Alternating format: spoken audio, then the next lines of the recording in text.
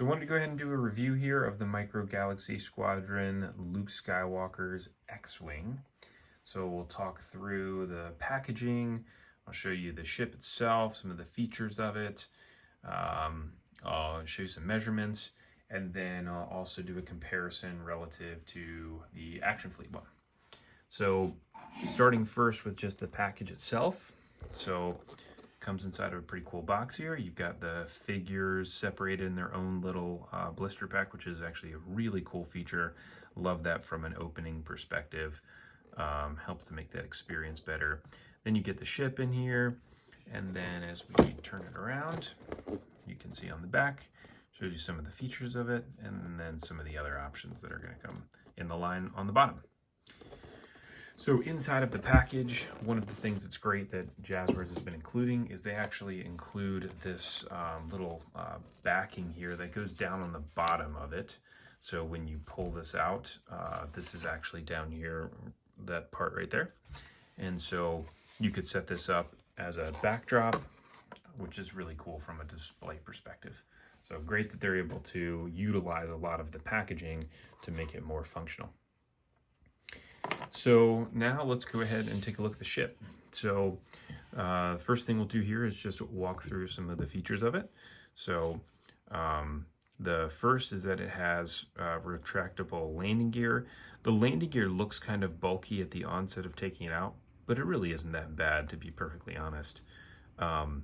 And the great thing about it is it's designed to be somewhat seamless. So when you close the landing gear, it doesn't look like there's landing gear there. And so the other great thing about it is it actually clicks in. So you can see that right when I shut that. So it'll close like that and then clicks to lock it so it doesn't fall back out, which will be great from a longevity perspective. And then that one snaps shut. There's a little push button here on the bottom that helps to eject the droid, just like some of the other ships, which I'll show you here in a minute.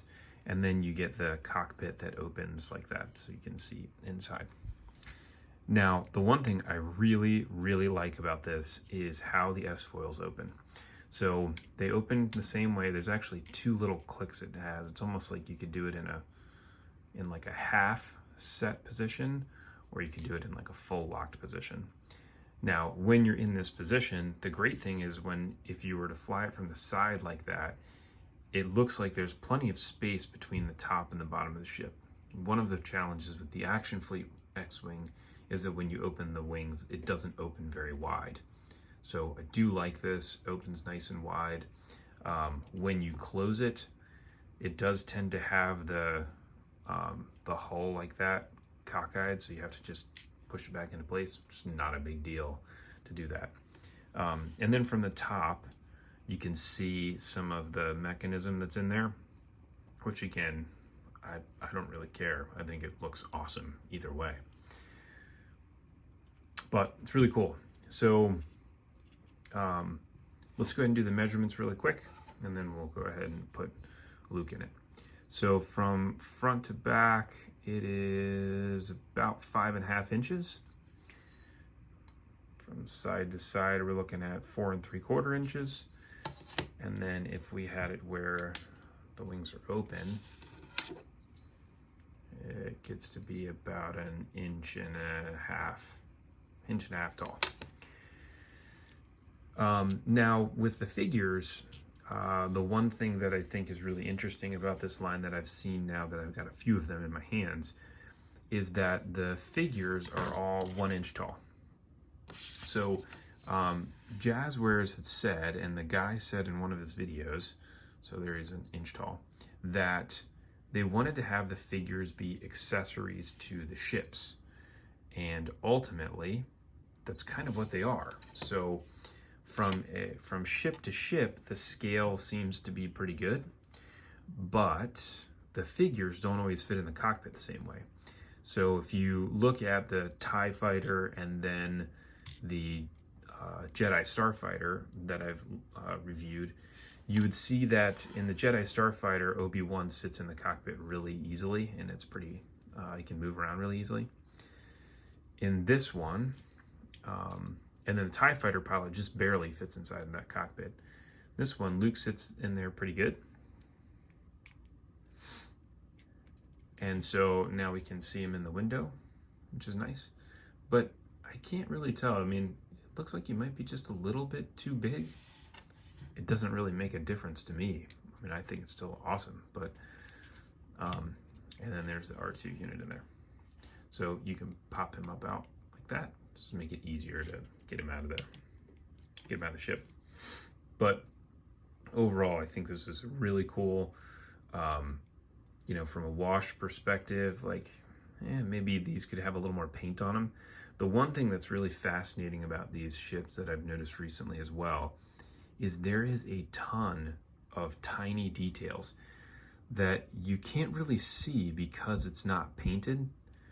But if you were to paint this ship, you would really see the details pop out, like all of the lines in here, and then even inside here, there's quite a bit of detail on the engine in there, which is really nice.